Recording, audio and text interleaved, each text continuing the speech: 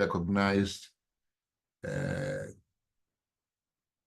of March as International Women's Day. It's been a day set aside to recognize women's achievements and advocate for gender equality. So, and reproductive health is one of the things that actually is one of the ways to ensure, to advocate for gender equality.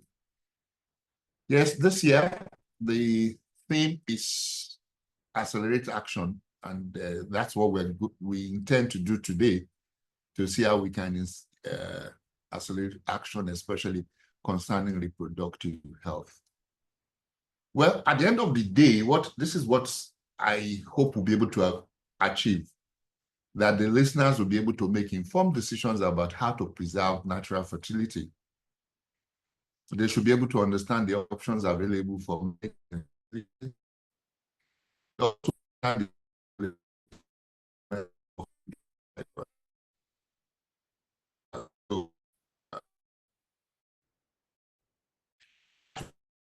preserve natural fertility. When we talk about female fertility, we're talking about the ability to get pregnant and to give birth. And this is affected by some things. Age is number one. This is usually something that many people are not aware of. And sometimes it's not helped by the kind of things that we see either on social media or sometimes even on TV. We see, especially celebrities who we know are in their 50s, they give birth, but we never know how that happened. You know, and so some people just say, okay, fine, if this woman can still, I know she's 48 and if she can give birth, that means all hope is not lost for me. But sometimes you don't know the details of how that came about.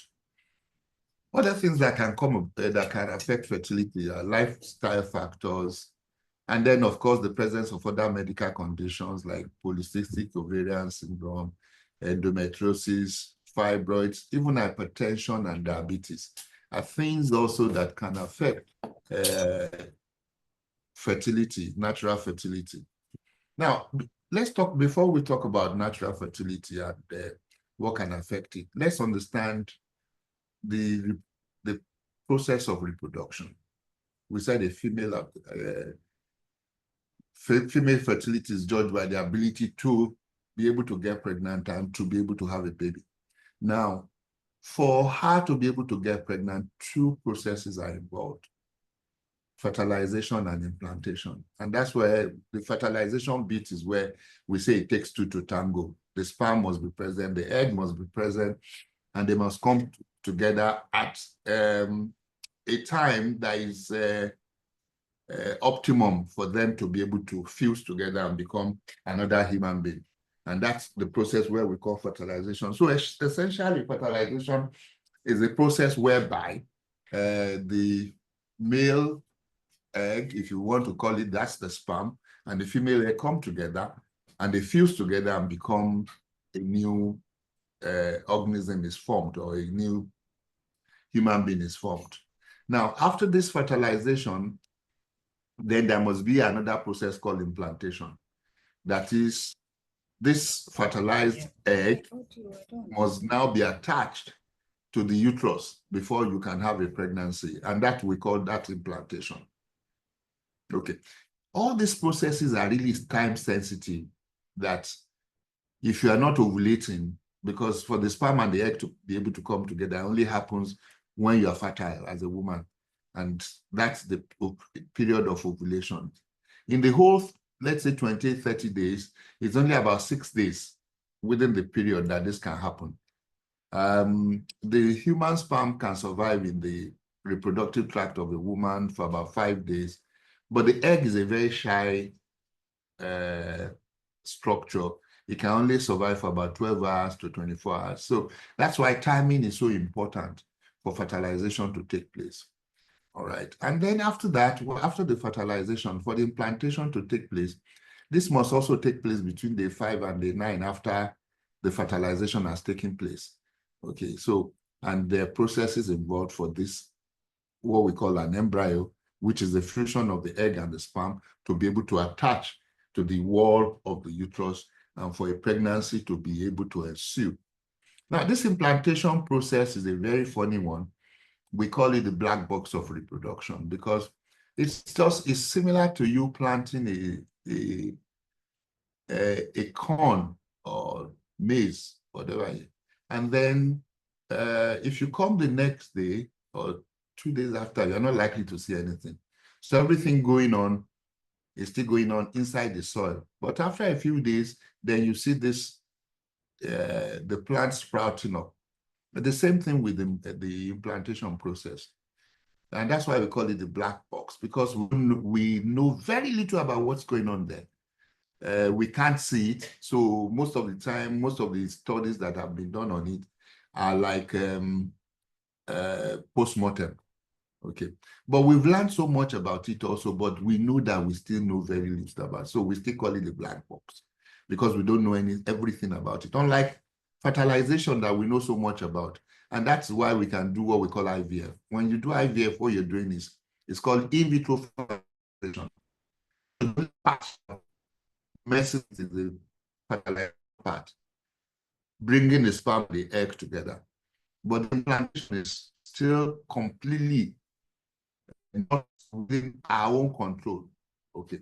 And so what we can ensure when we do IVF is to make sure that the quality of the embryo, which is the fertilization, is as good as possible so that it can survive the rigor of this implantation and be able to become a baby.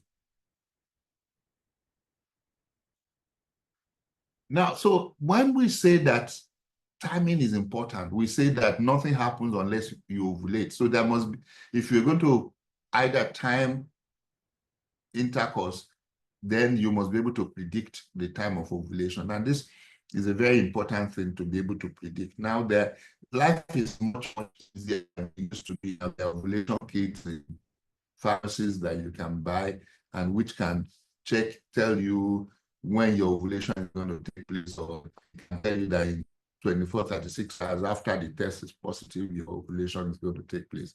So you can time intercourse for those who don't live together, for example. But if you live together, we don't really need to time ovulation, because what we just say is that you have regular intercourse, and regular means you're having at least 2 to 3 intercourse per week. So what we say as a rule of thumb is just every other day. That works. And the other tests were the things we used to rely on in the past, but really and truly, I know there's still ovulation calculation apps on some telephones or anything, but the one that I think is the most accurate is probably to use the kit. Now, we talked about factors affecting, I just mentioned them in person, factors affecting natural fertility. And I said age is about the most important one, and that is the most overlooked, because many people believe that, oh, I'm healthy, so everything is okay, but it doesn't work that way. There is something in us that we call like tick.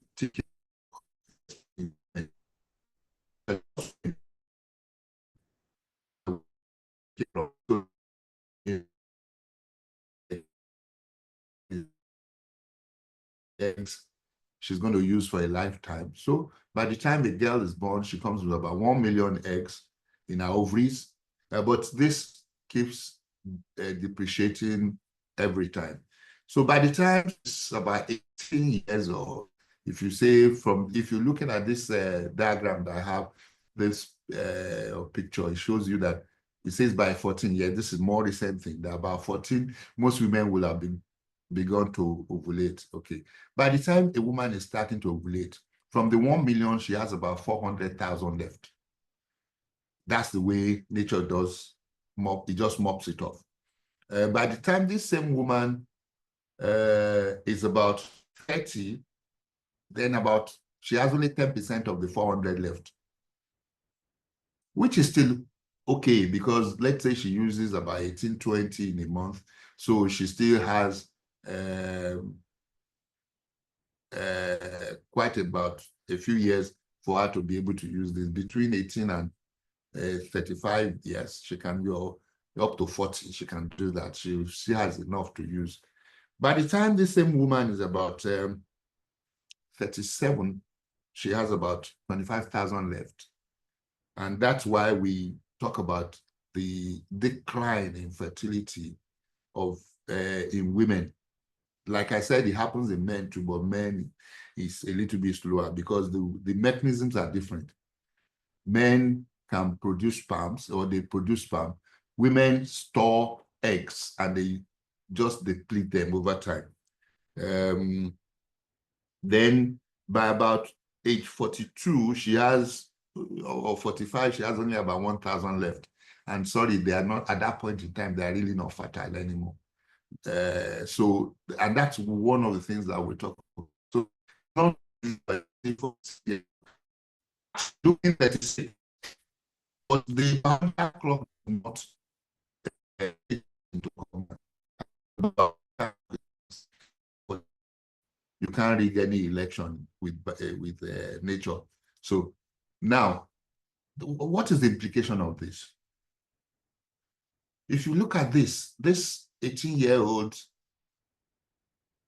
the chances that she can get pregnant every month is about 25%. And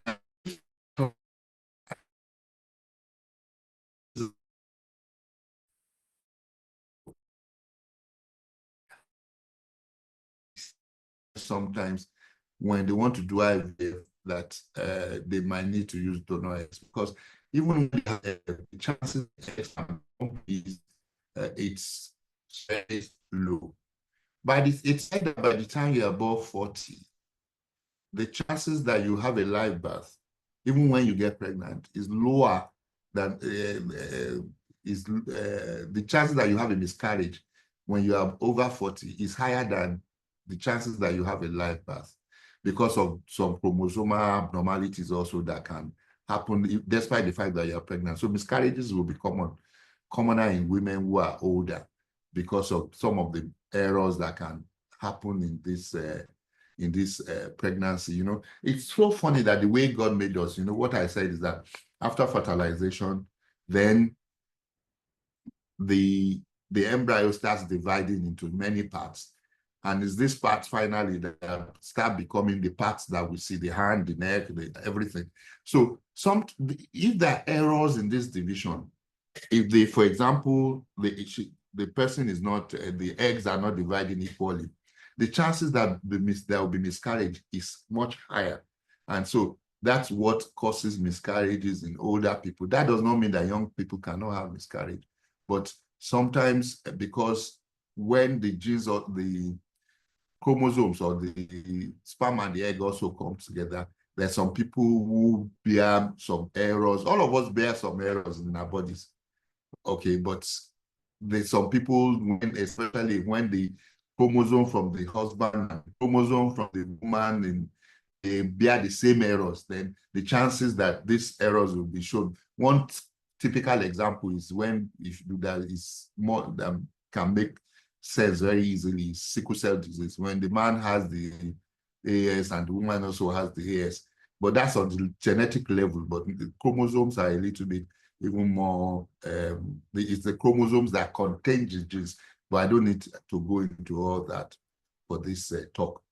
Now, but one thing again that we're now also ignoring is lifestyle, the decisions we make. The interesting thing is that this is the most variable or correctable reason or factor that affects our fertility.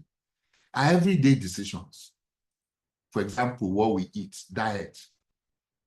You know, if all we just stuff ourselves with is unhealthy diet, the fast food and so on and so forth, our fertility can be affected. You know, sometimes we become obese, and then, excuse me, this can affect our fertility. Yeah, people talk about a fertility diet, yeah, but really and truly, there is nothing really called a fertility diet yet. But we know that the Mediterranean diet, it's for healthy lifestyle, and that also promotes fertility. So it's important that we are aware of what we're eating, that we just red meat and so on and so forth will be limited, especially by the time we're getting to a certain age. We should start cutting down some of the things that we eat, saturated fats, burger here, burger there.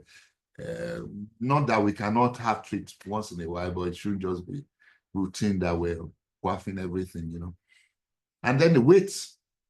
In this environment, we say that if your BMI is over 32, then it can affect your fertility, both whether for men or for women, but we're talking more about women today. And exercise is also one thing that we need to pay attention to. But the good thing is about this is that just simple walking can help in this physical activities. So you should walk which makes that it's not the alcoholics that make you protect your fertility.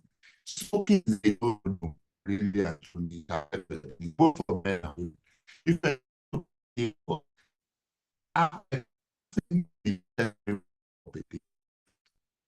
If you have so, but more than one copy, and alcohol also affects fertility. We think we like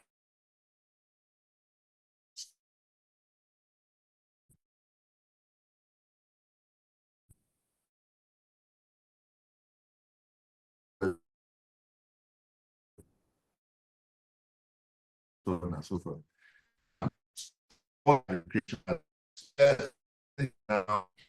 It's becoming more rampant, and but one needs to be very careful about this. It's not unusual for us now to see the husband and the wife coming to the fertility clinic, and the two of them are using drugs. So sometimes I think they say it's aphrodisiac, but you need to be careful the things that you need, because all these things affect your fertility. Sleep is very important. You must sleep for, some people say 7 to 8 hours a day, but definitely nothing less than 6 hours. Your mental well-being is crucial, and you can discuss with relaxation techniques like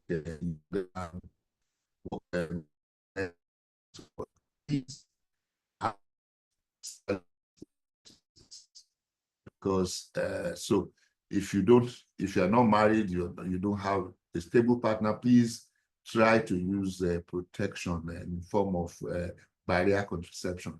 Either it's easier for men, but I know some men will say that they will never use it. Well, it's a choice that everybody needs to make. If you want to risk it, but I prefer that you don't, because the female tubes are so tiny and sensitive that they can easily be knocked off. But most of the time, I think where this comes from is that majority of the time you see that young people nowadays, they are knocked out on drugs and they don't even know most of the time what's happening to them.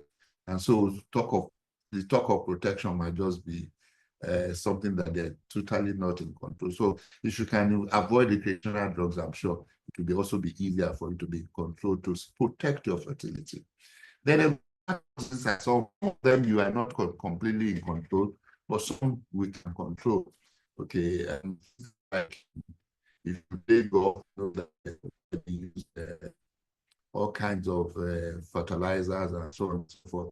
And we work sometimes. Mine is becoming something more common now. It's definitely it can be an issue when you are exposed to harmful environmental toxins, or even in the gas station for people who work in gas stations. There was a study that was done in France many years ago that showed that people in gas stations that could affect because of the constant exposure to volatile things will affect their fertility, and also the paint industry as well. Now, If you are ready, getting ready to conceive after you have done your own bit, then it might be good for you to, and this is something that where you see the doctor before you get that, and it's aimed at finding and taking care of problems that might affect you and your baby. For example, people can discover that they are hypertensive because they never really have annual tests. Some even that is, you have a family history of something. It's good that these things are controlled. For those who are also on maybe recreational drugs, have a chat with the doctor at this point in time, because sometimes I see some patients come to us and they stop smoking because they want to do IVF, and they just stop smoking last week. Okay, these are some of the information that people don't have, that for the sperm, if you're a smoker, if you stop smoking, it takes at least about 72 days for you to form new sperms. So if you just stop last week, is no work done, because the sperm that you're still giving us are still laden with a lot of toxins. So it makes, and this is one of the things that also affects, we also don't want to have babies that have some deformities. And at this clinic also, sometimes some people are playing some of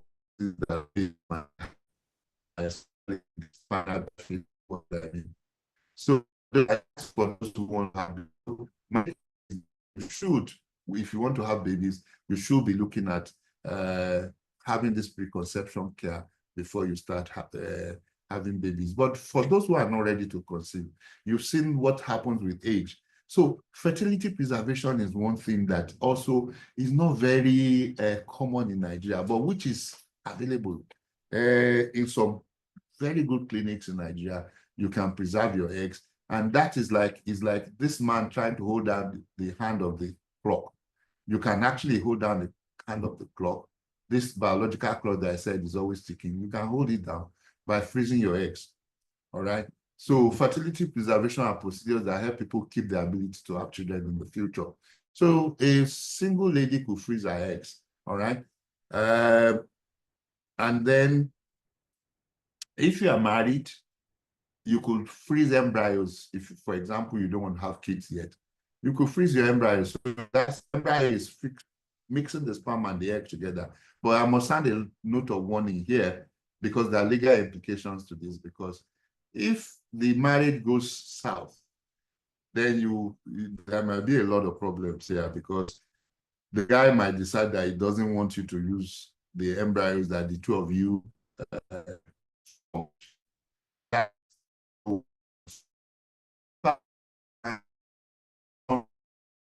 asking that, okay, fine. If you guys don't want to go on anymore, what will happen to the embryos? So, and then now we are also beginning to store ovarian tissue, usually mainly for people, young ladies who have not reached the age of puberty, so we can't take their eggs, and especially for those young girls who have cancer. So it's possible to store their eggs, but used also for adults. For example, if you have endometriosis, or if you have fibroids and they are doing your surgery maybe the third time, and one of the things that we're concerned about is that the ovarian tissue might get compromised while they're doing all this things, the surgery. So you could preserve your fertility by preserving your ovarian tissue. And then for these young ladies, when they come back, for example, if they have cancer and then they get cured of their cancer, they can come back to use the ovarian tissue that they've stored. Okay. And then for the older people too, they can come back to use it. What we just do is attach the ovarian tissue back to the ovary that is left at that time. And the ovary has this potential of being able to regenerate itself. And then you'll be able to form eggs and probably have pregnancies from that.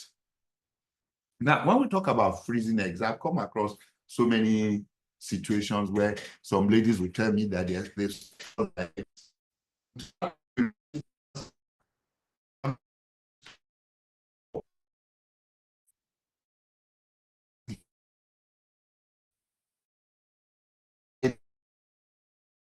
for us to be able to take ourselves through some of these things before they happen.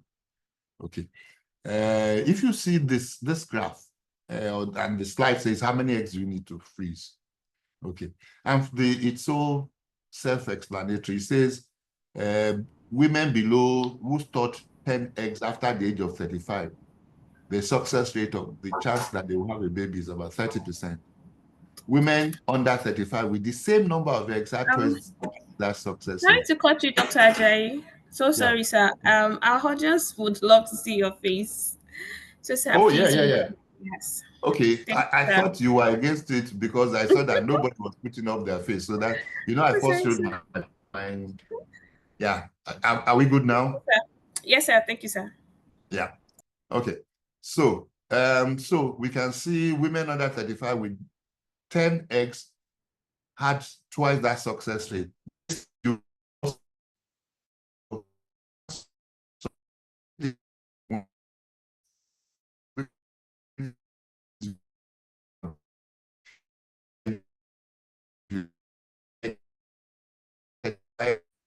That is not more than, you are not more than 37. Your chance will be about 30%. But if you are under 35 and you store 10 eggs, the chance that you succeed is about 60%. But if you are storing about 20 eggs, you have about 80% chance of having a baby from these 20 eggs. So in other words, what I'm saying is that it's important for you to store, one, enough eggs, two, to store early. So because sometimes you see a 42-year-old coming to me and saying, I want to store eggs. And I'm asking myself, okay, what are we storing here now? Because at that point in time, what's the chance that you don't want to store eggs? You really want to be able to have babies. But the chances that that woman will be able to have babies is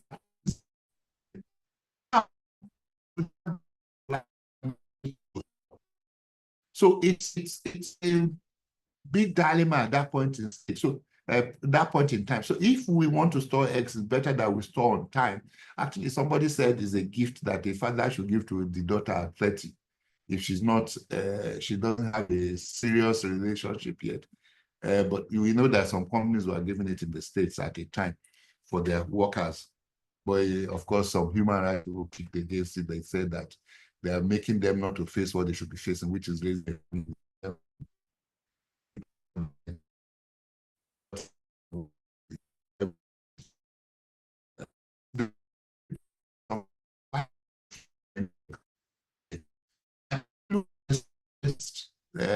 Slide, it shows you one thing. If you store about 15 eggs, these are mature, they must be matured eggs, okay? Then you have a chance of having a live birth.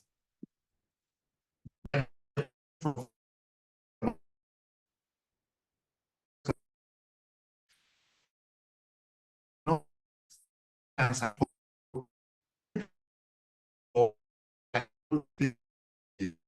Understand the concept. They've been told the whole story of storing eggs. So, but let's talk about the elephant, another elephant in the room, which is infertility. Something that is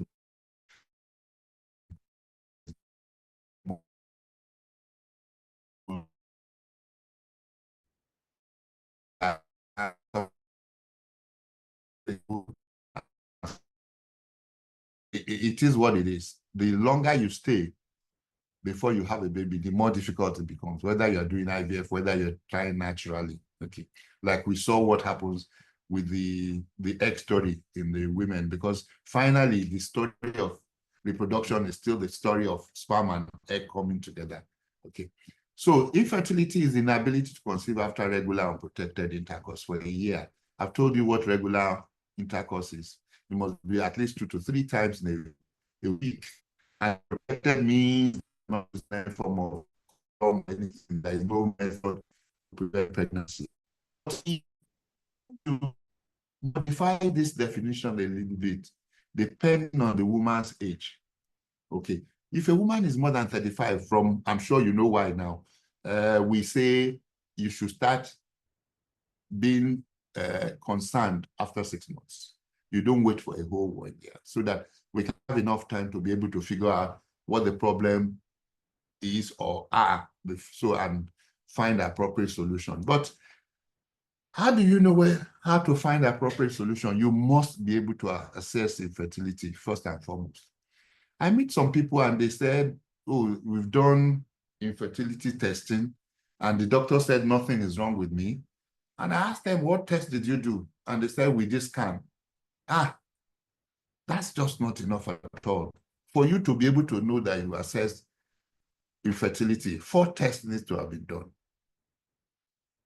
Okay, and these are the 4 tests. The first thing is that the semen analysis, the husband's semen must be tested in the laboratory and to see the volume, the number or the density of the sperm, and to see how they are able to move, and to also look for white blood cells in this. And then we do a test that we call HSG or stereosalpingography, which just means to do an X-ray of the tubes and the uterus. Okay, and so that's an X-ray. But I think most people have done it before. They don't forget it.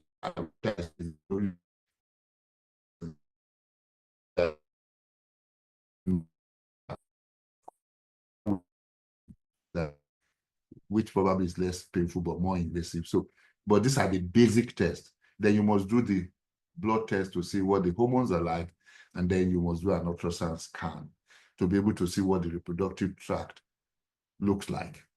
Now, how do we manage infertility? We can start with, sometimes all we need are just medications, okay, especially when the only thing that is wrong is that you're not ovulating. For example, in people who have polycystic ovarian syndrome, and every other thing is okay, the husband ticks right, everything is okay, this is the only problem, then we can try drugs, either as tablets or injectable and so on. But the good thing, the thing is that it's better that anything you're going to do about fertility management is done by somebody who knows his left hand from his right hand. Because sometimes even these drugs can place you at some risk, because there's something we call ovarian hyperstimulation, in which case you produce more than enough eggs that makes it sometimes to be dangerous. So it's better that this is monitored anytime you're doing it.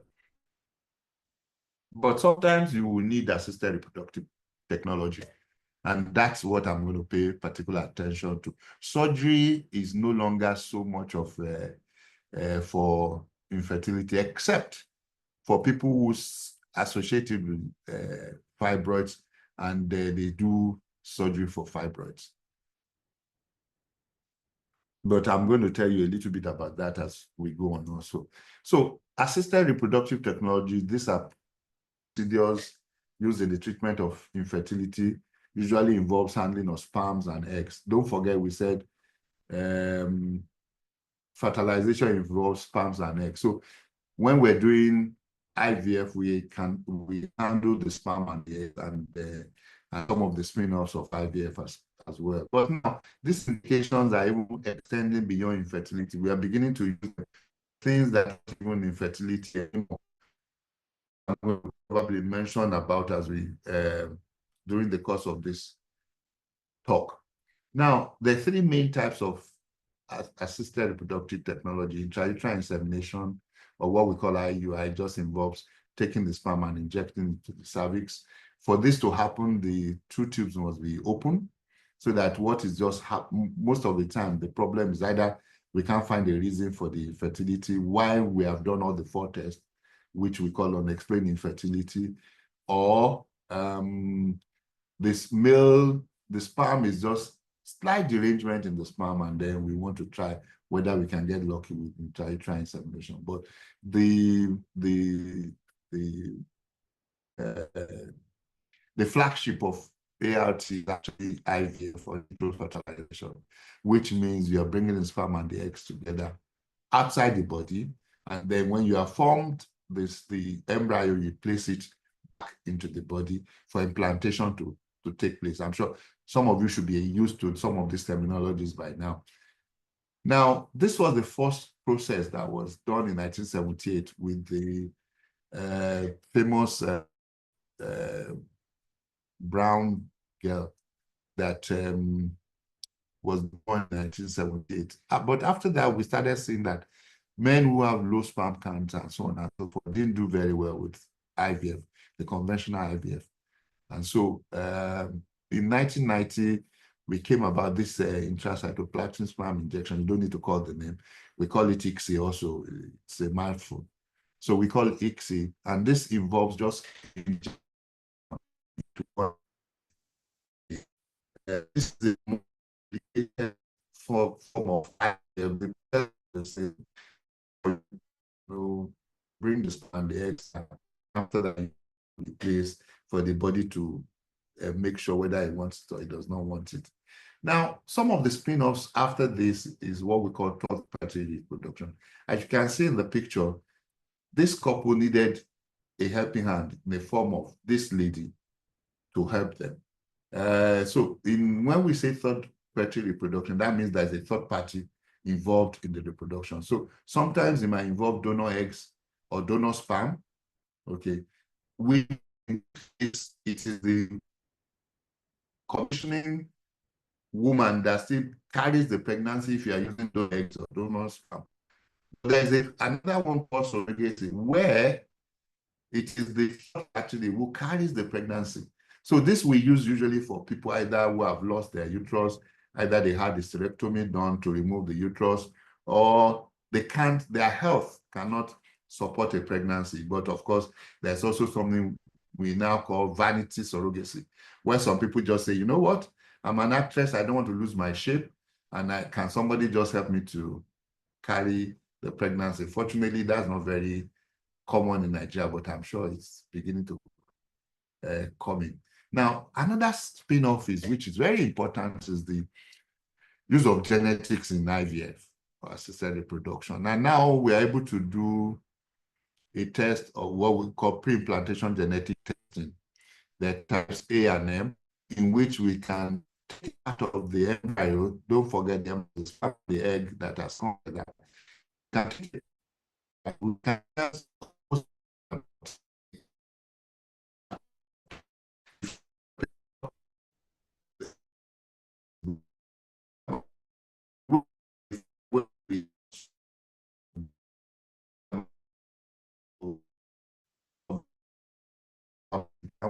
to know whether it's a boy, whether it's a girl. Dr. Ajayi, sir. So was that for me? Yes, sir. We missed a bit of what you said because of the network. Sorry.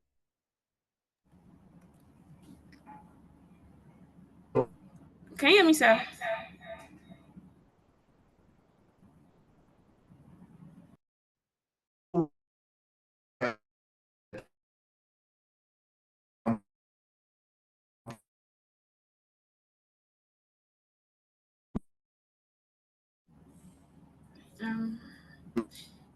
If you can hear me, sir, the network is really bad on your end. Okay. Please, let's just give him a few minutes to rejoin. Apologies for this.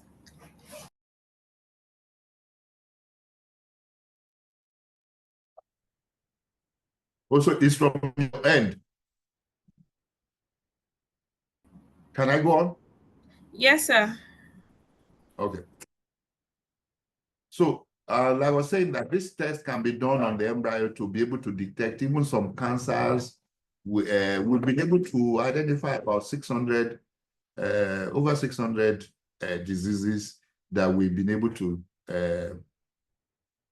sort of trace the genetic pattern of these diseases, or actually build what the DNA looks like. And this, we can look for this in these embryos and be able to say, so congenital blindness, congenital deafness, some spinal diseases that we can tell.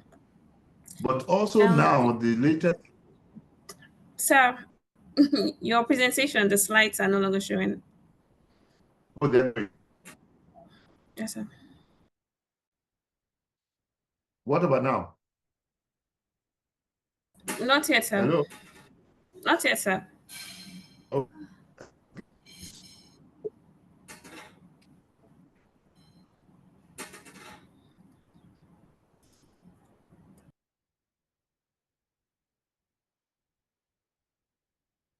Next slide, I'll show you.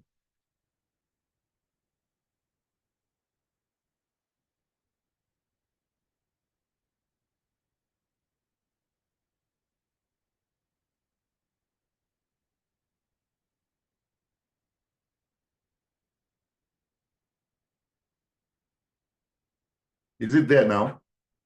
Yes, sir. Yes, sir. Okay, Thank you, sir. fantastic. All right. So now, this one where we used to take the sample from, we still do, from the embryo, but now we now have a new form of doing this, which we call the non-invasive testing, which we don't need to take the embryo. We just take the medium in which we have cultured the embryo, and we're able to see some of the genetic composition of the embryo, but this is still very early days. What we are doing, we started, especially, we're doing that even in Nigeria now. Now, this is one thing I want to mention. This is experimental, but I know some people have started selling it, that you can do ovarian rejuvenation. That is for people who don't have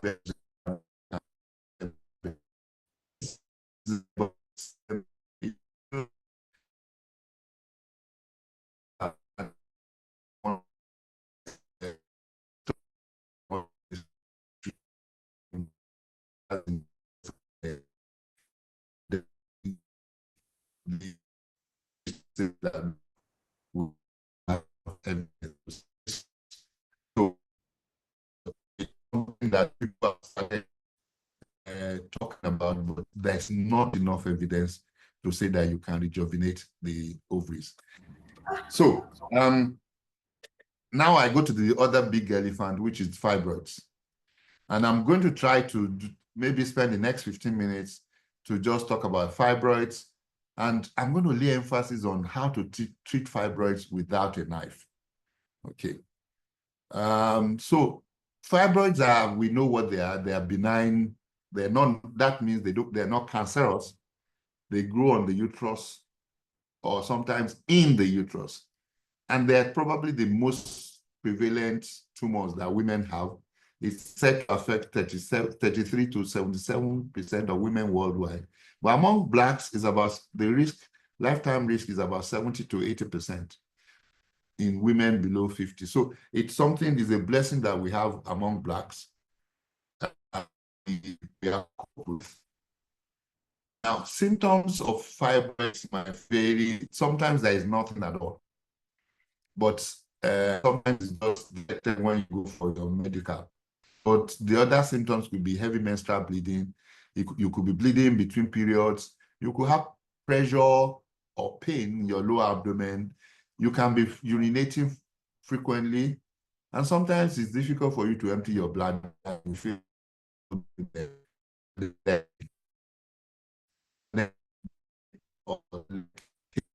so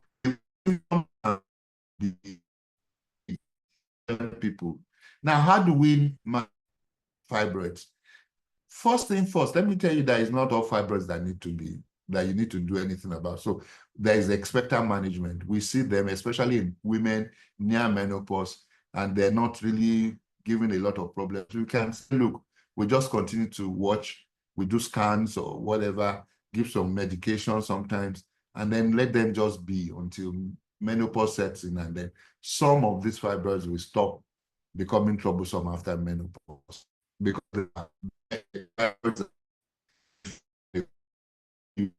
for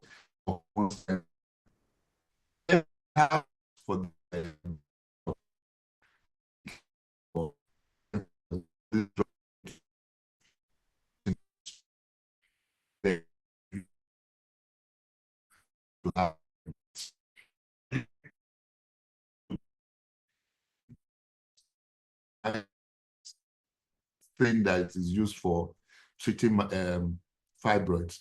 And there are two types of surgery. What we call mammectomy, where you remove the fibroids alone and leave the uterus, and the hysterectomy, where you take out the uterus and the fibroid together. The one that you can say that is curative is when you take out the uterus, because the moment you leave the uterus, fibroids can still come back. All right. We've seen so many people have had 2-3 episodes of mammectomies. But now there are some non-excisional, that is, you don't cut, processes of treating or procedures for treating fibroids. And one of is uterine artery embolization and then the high intensity focused ultrasound.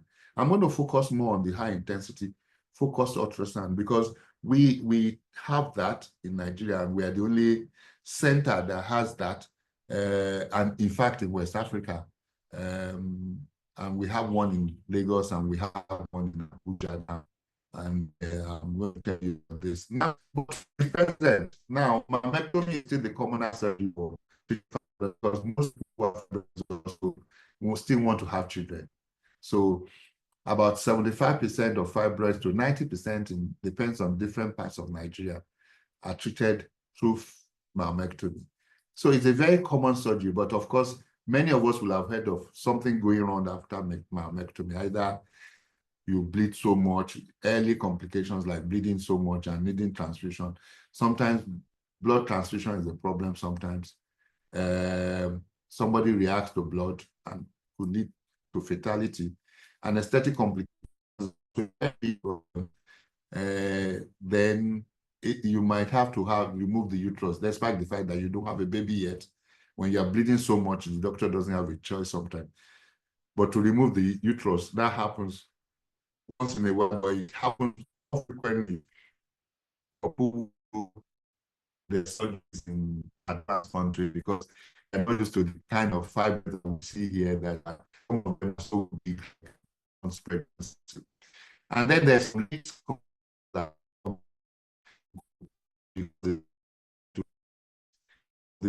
all this inside the uterus, not where they should be.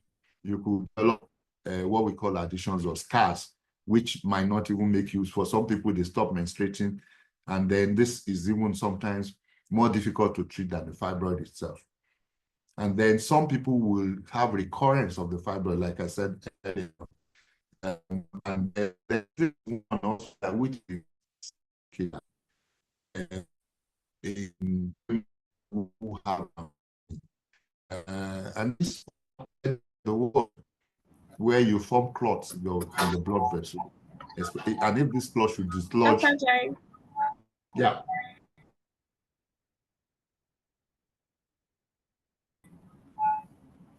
I can't hear Maybe you. you should put up your video because I think the network isn't so stable, and maybe if your video is off, we would hear you better. Can you hear me, sir? Wow.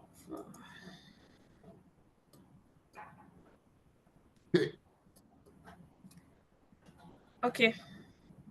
All right. Let's see So, whether you forget it. okay, can you hear me now? Yes, sir. Okay. So I was saying that some people form clots in their blood vessels, which can kill sometimes because they could just have pulmonary embolism, and that could be a killer. So these are some of the things that happen from fibroid surgery. But the question sometimes is that we should ask ourselves, because most of the time, doctors just look at fibroids and say, oh, you are not pregnant because you have fibroids. And so some people did this study on, asking themselves, are we sure mammectomy improves fertility? And this is a Cochrane study. Cochrane is one of the most respected bodies in medicine where they look at all studies done and try to give recommendation to patients. And what this shows that the evidence about fertility, of mammectomy and fertility, that there is no strong evidence to show that it improves fertility. Yes, the things that we're not very sure. And that's one of the things that we say, that the fact that you have fibroids does not mean that every fibroid needs to be removed. Two, does not mean that you can't get pregnant. So there should be, each fibroid should have its own assessment for the doctor to be able to decide whether this is one that needs to be removed or is this one actually going to affect your fertility at all? And these are two papers. One was done in Nigeria.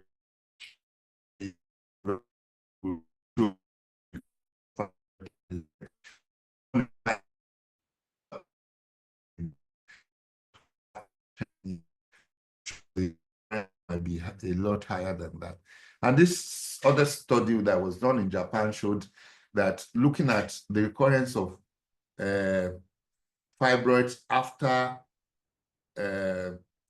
surgery, depending on how this was done, when you do open myomectomy and then laparoscopic myomectomy, which is laparoscopic myomectomy is not opening you up, but using the laparoscope to do that myomectomy. And the recurrence rate was, of course, higher after laparoscopic myomectomy than even open myomectomy.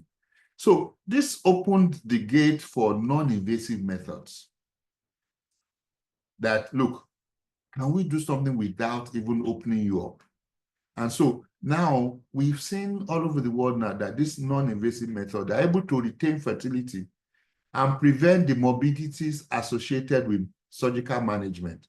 So, and that's why now all over the world, the non-invasive are becoming more popular. Though it's slower in Nigeria, of course, it's not easy for us to change so many things. And through medical discoveries and innovations come last to our region of the world. So, but these are now things that people are beginning to do without surgery. So there are three things that you can do: the Sonata or transcervical fibroid ablation. You go through the cervix and burn the fibroid, of course. Then you can do the uterine artery embolization, like I said, which involves injecting into the femoral artery or one of the major arteries, and then it goes on to block the blood vessel of the fibroid. Recently now, there's so many things that is coming up, because sometimes what people are afraid of is that you might block off the ovarian artery as well in the process inadvertently, and making such a person not be able to have a baby. And so this is the HIFU machine, which is this is completely non-invasive. What you do really and truly when we see that you qualify for the method is that when you come in on the day of treatment, the doctor sits down here. It has something like a cockpit where he operates with, and then the patients, you lie down on the table here, and then it will be coordinating your treatment from here. So it doesn't really need to touch you. So there is no cut, there is nothing. The three components of the HIFU machine is the cockpit, if you like, the table where the patient lies down, and the water treatment. That's it. And that's what we use for treating fibroids. Now, what is HIFU? Most people will ask me. So HIFU is high intensity focused ultrasound. And it's a non-invasive technique that uses non-ionizing ultrasonic waves. That means it uses ultrasound. It's different from Sonata because where this uses ultrasound. So it converts ultrasound energy to heat energy. You don't go through the cervix. Actually, you go through the skin of the patient. So now and the principle is based on this thing that we used to play with as a kid, and then even in the laboratory in the early days in science class, where you have a magnifying glass and you have a piece of paper. You place this magnifying glass at a distance.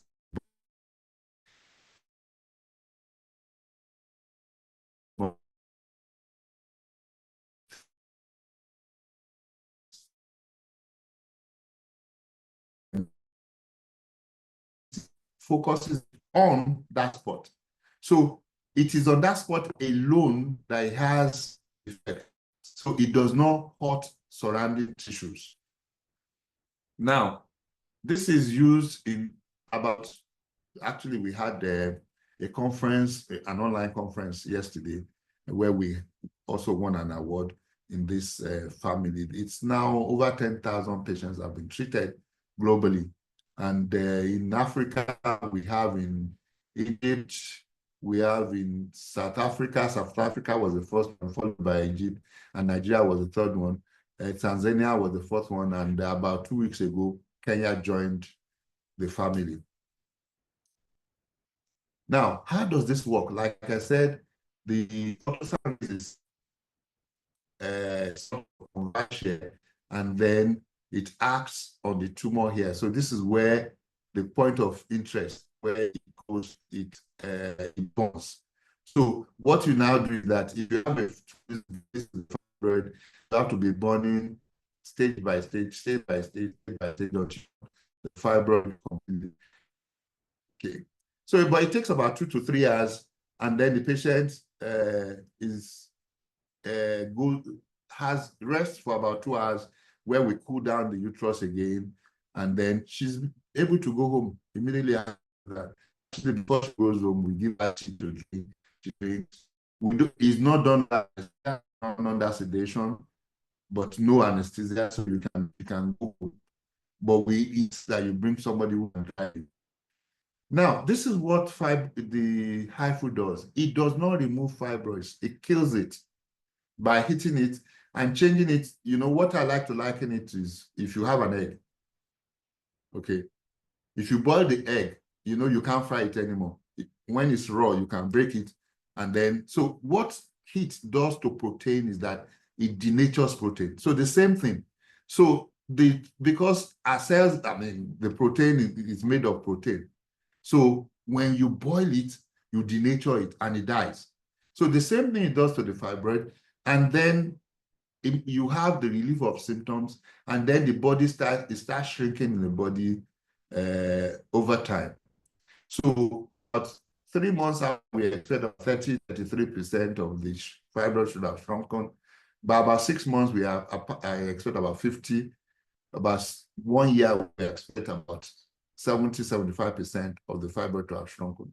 And it continues to shrink over time. So we monitor that with the MRI to see, you can see this was the fibroid before. This shows that it's dead, okay, because there's no blood vessel in it again. And then you see it going down over time.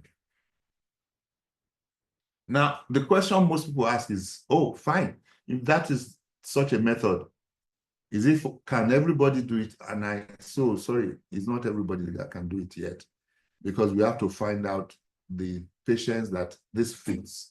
So when you are too obese, we just chose 120 kg. If you see, we say these are relative contraindications, but obesity is one contraindication, but it's not 120. We've done it for one patient who weigh 140 kg.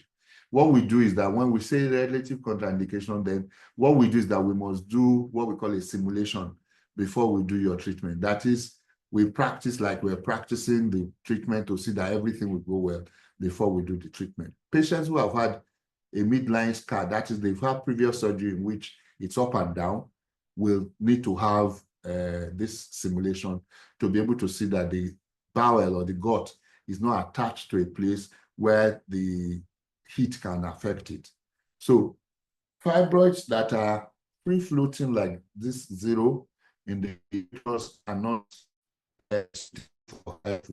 because we want to be able to preserve your fertility. So we want to preserve your endometrium. So anything that will cause to the endometrium, we don't want to it. In fact, this kind of fibroid also is not good for open surgery.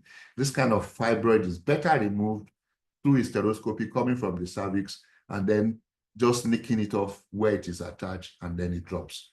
So type 0 and type 7, this one also is not very good for HIFU, in the sense that when this drops off, it's just going to drop into the abdominal cavity. You know, we will not be able to remove it. But patients with the abdominal liposuction, people who have had liposuction also, we do a simulation before we tell them to do the treatment, or we allow them to do the treatment.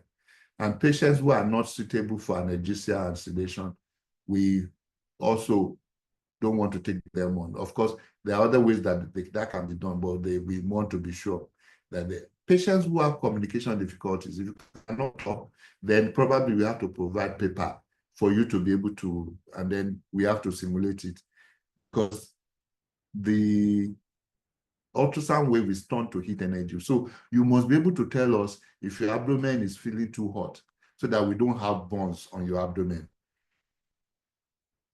But two absolute contraindications. If we suspect any form of cancer in the reproductive tract, we don't do HIFU. And if you cannot lie down for at least 1 hour because of either you have orthopedic problem or other causes, then we cannot do HIFU for you. So those are the two. Well, what are the advantages? It's a day procedure. You go home that very day. We don't admit you. It's non-invasive, so your uterus is spared. Your uterine lining, uterine tissue is not affected. So you can have vaginal delivery after in another pregnancy or in a pregnancy. There is no anesthesia. You return to work faster. In fact, in about 2 days after, you can go back to work.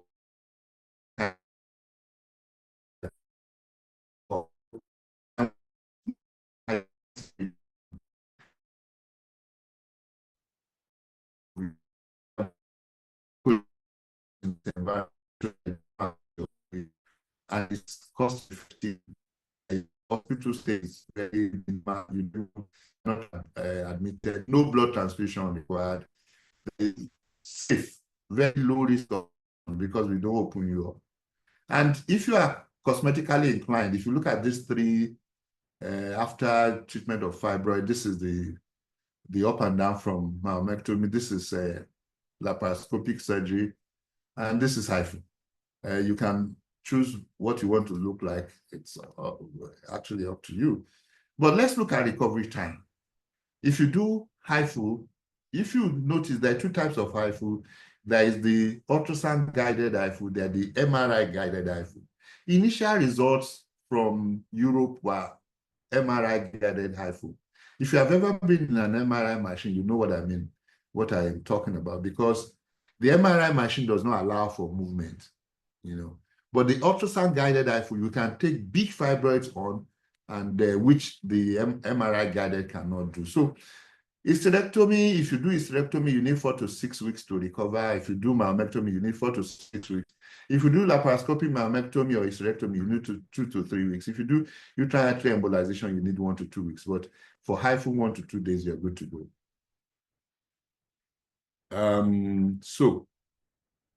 Okay, we've talked about this. What are the problems that can come from HIFU?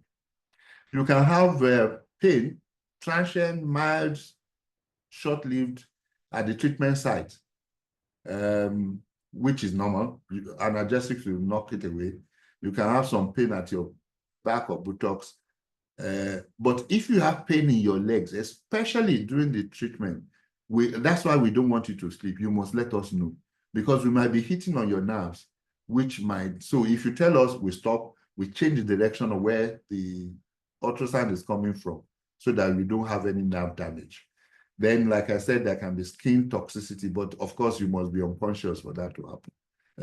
We've never had okay, take it back. We had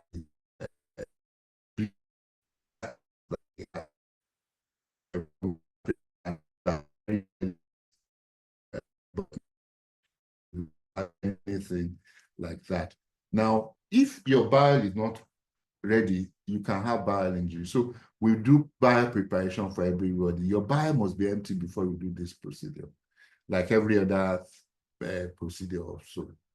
You can have bladder injury, but that is also protected. We've never had any. That's why you are trained to do that. Like I told you about endometrial damage, which the choice of the fibroid, where the fibroid is located, is what can contribute to this. And so we're sure, we're very careful in choosing the kind of patients that we treat.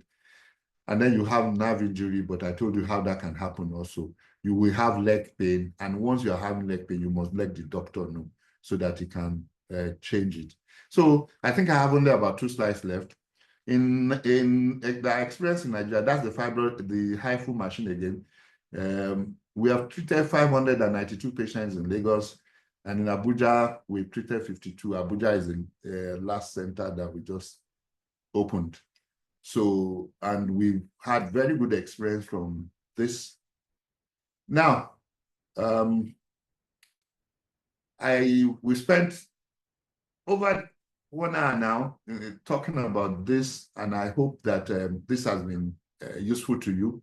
Hopefully, we have been able to share enough secrets that will enable you as a listener to make informed decisions about reproductive health, particularly pertaining to fertility, infertility, and uterine fibroids. So all that is left for me to do is to wish all of you happy International Women's Day, which is tomorrow, in advance. And then I thank you so much for listening. Thank you. Thank you so much, Dr. Abayomi.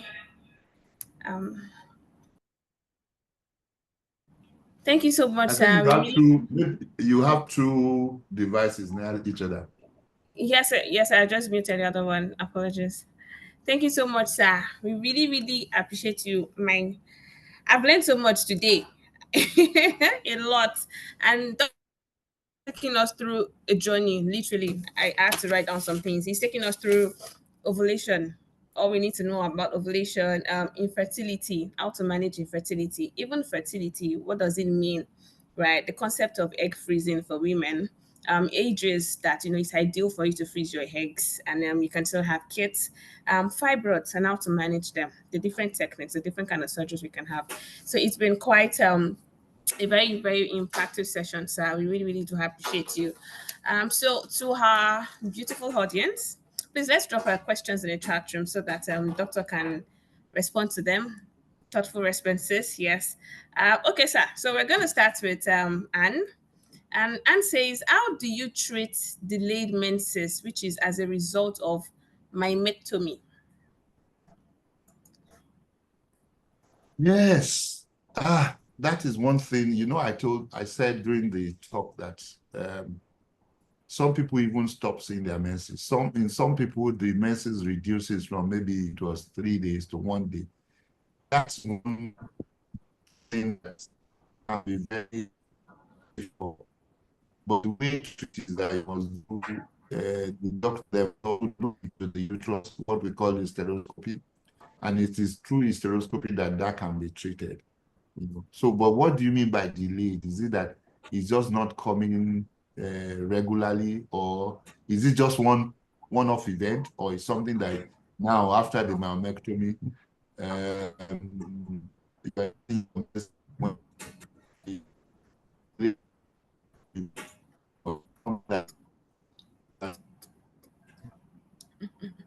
So Anne, could you, okay, she said it actually stopped after the myectomy. Yes, that is it's what happens is that the two surfaces of the endometrium has gummed together, and that is one of the biggest problems that we have when you do myomectomy sometimes, and it might require repeated hysteroscopy to treat this, but this answer is always hysteroscopy. Please do not do anything less than history. Don't let anybody say, I'm going to do D&C. No, that's doing it blindly. They need to see what they are doing so that the damage does not become worse. Thank you very much, sir. And I hope he was able to answer your questions. So to the next one, sir, from Ife. It says, I have a question. Egg freezing has become really popular lately. What are the real risks and success rates of egg freezing? I don't know whether it's become popular lately. Anyway, people are talking about it. But let me warn, it's not everybody who can do egg freezing. There is something, the method used now for you to be able to recover the egg after is called vitrification. So you must have a track record in the experience of the embryologist matters a lot in egg freezing. And the problem with that is that if you store your eggs and you don't find out what has happened to them until you need them, unfortunately, at that point in time, you cannot rectify anything. So I still implore people,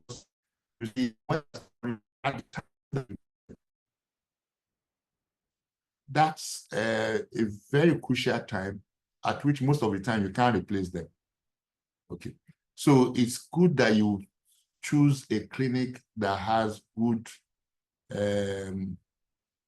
if you like me to say track record, or it's proven that they can do what they say they can do.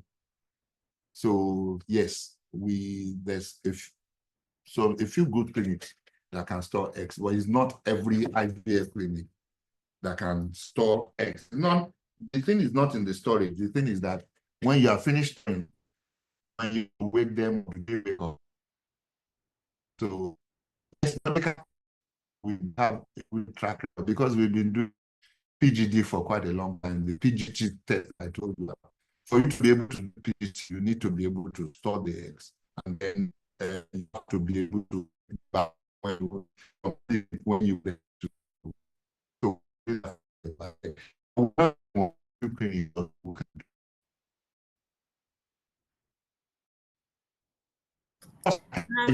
Sir, it seems we missed what you said, the last few sentences. Wow. Okay, I said a few clinics can do that. So just make sure that you go to clinics that have the pedigree that can freeze your eggs, so that there is no story that touches the heart. Okay, sir. Thank you so much. If I hope that answered the question. Moving on, sir. Someone asked, does Nordica have facility to freeze eggs? What are the complications and costs? The complications that we have, of course, we've been freezing eggs like forever. The complications are the complications of IVF, okay, which the biggest one is that you can have hyperstimulation. But I don't think we've had hyperstimulation in Nordica for about 10 years now, because we have a good regimen that we use. So it's almost risk-free. The cost, I don't have it offhand. You might have to call the clinic, and but I can tell you that it's like taking a flat. Okay, you are billed by the number of eggs you have.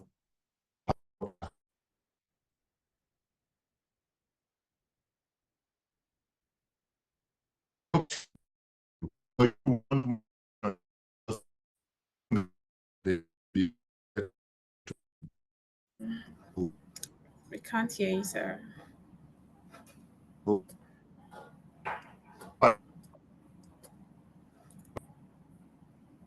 Sir, if you can hear us, we're not hearing you. Can you hear me now?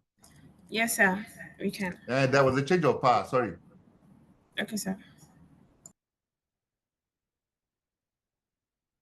Yeah, but you heard my response. Not everything, sir. Okay, we have facility for storing eggs. Yes, I told you about the complications of IVF, which we rarely see now. And the cost, I don't have it offhand, but you can phone the clinic and they'll give you more information about how to freeze eggs. But seriously, I think it's something that one should consider at the proper time. Thank you so much, sir. So Jonah, I hope that answered your question. We have another one here, sir. Is it advisable to remove fibroids even if they are small or do not interfere with pregnancy? Yeah, I answered that during my presentation, that not all fibroids needs to be removed, because sometimes removing them can even give you more problems, like we saw with the person that said she stopped menstruating after the myomectomy. So if they're not troubling you, please do not trouble them. So that's why it's important for you to have an assessment by a doctor who knows his onions, or if possible, at least 2 doctors, so you have a second opinion. Okay, thank you, sir. This question is from me now. I think I wanted to get more clarity. So you said for IFO, it shrinks the fibroid. So probably really shrinks to a very, very minimum size. So is it fine that whatever is left of that shrink rate is okay in the body? or the body needs to find a way to expel it out? Or is it just okay even after it has shrinked? The fibroid is part of the body. Okay. So, and that's what, we looked at about the Cochrane study that showed that we don't even know whether whether mammectomy improves fertility. Because what this concept that you painted is the typical context we look at fibroids. Once fibroid is in, it must be removed. No, it's not cancerous. So, and it's part of the body. So what you are actually bothered about are the symptoms that fibroids bring. So all the heavy bleeding, all those things are the ones that you need to be bothered about. Okay. HIFU takes away all those symptoms, Okay. but leaves the fibroid for your body to start getting rid of. So it continues to shrink. Sometimes it does not finish shrinking because it depends on where you started from, how big the fibroid was. Okay, but you will not have symptoms anymore. So we need to start understanding that the buzzword is not in removing, is making sure that the fibroids don't affect your quality of life, because really it's your quality of life. You are bleeding regularly, you are bleeding so much, you have fatigue, it's still a quality of life. And seeing people who still have fibroids, but fibroids are dead, get pregnant, and the fibroid does not give any problem in pregnancy. And we have so many of them who have such testimonials. Actually, one of our patients did a testimonial for us who went to deliver in the US. And after HIFU treatment, she got pregnant and went to deliver in the US. And the doctors will say, how did you get pregnant with this fibroid? How did you? She said it in a testimonial. And she said to them that, yes, the fibroids are dead. Okay, she went on to have a baby, no problem at all. And she came back after the baby. And the fibroid reduced in size, not disappeared, but they're not disturbing her. So it's a way that we have looked at fibroids, all of us, doctors and patients. We looked at fibroids that it must be removed. But that removal, I used to have a boss who said that, fibroid surgery was introduced in the 40s. He said if it is now, he's sure that surgery will never be acceptable because it's a bloody surgery. Natural, because fibroids are bloody. And that's why you see many of the patients who have fibroids need to have blood transfusion. That's why they tie rope, they tie whatever. You still, sometimes it just still bleeds because the uterus on its own is a very bloody organ. So if there is anything that we can do in order to avoid removing anything on it, except a baby, then I think I'm all for that. Thank you so much, sir. Really appreciate you. If we have more questions for Dr. Abayomi, please let's drop in the chat room, and you can help us tend to it in the next 5 minutes. So, waiting for your questions.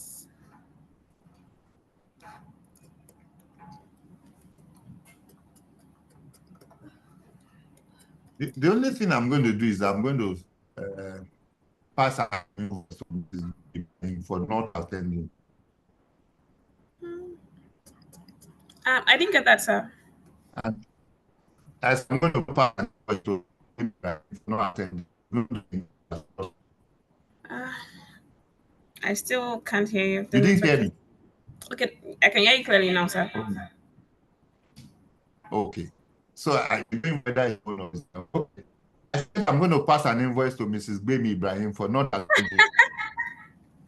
And it's going to be in class. She's responding. I heard that. She has a cold, that's why. Yes, I'm here, sir. Sorry. I just have a cold. Okay. So you Thank take you, care sir. of yourself. Right? Yes, sir. Yeah. Okay. Somebody's one asking last a question. very interesting question. No, they're true. Okay. Does multiple IVF cycles cause fibroids in the future? Not to my knowledge. There is nothing to say that yet. We don't have any. That's a very important. That's an interesting angle to look at, but we don't. There is nothing that shows us that yet. Because you know the IVF drugs they are your natural hormones. It's just that we give them in higher dosage than what the body processes. So and that's why we are sure that some of the problems that people think can come from IVF drugs are really not true. But about fibroids, I'm not too sure about that. I don't know. Thank you, Does sir. fibroid affect menstrual cycle or cause any menstrual pain? We spoke about that. These are some of the symptoms of fibroids. Divine, I'm sure you came late, but it's okay. You can have it. I'm sure they will be posted on. They will be on your YouTube channel or whatever. Thank you so much, sir. We really appreciate Pleasure. you. And yes, like Doctor said, we would be putting this up on the NESG YouTube page for us to make reference. We can always watch again, just, more knowledge wherever we think we might have not gotten more clarity, right? We can always go back to watch. I want to say a very big thank you to you, sir. This has been really, really impactful. A very big thank you to you. And to our beautiful audience, Nordica Fertility Centre is at Ikoyi, Norman Williams. So if you want to have a physical consultation with Dr. Abayomi, please go there. He's more than willing to, have a consultation with you. Thank you so much, sir. Once again, we really, really do appreciate you. And to my beautiful women, happy International Women's Day. The theme for this year is accelerate action. So in every area of our lives, let that be a keyword, our careers, personal life, even down to finances, let's accelerate action. Let's make money, girl power, women power. So thank you very much, everyone. Really do appreciate you. Let's have a wonderful weekend. Thank you. You too. Bye. Thank you. Bye, sir.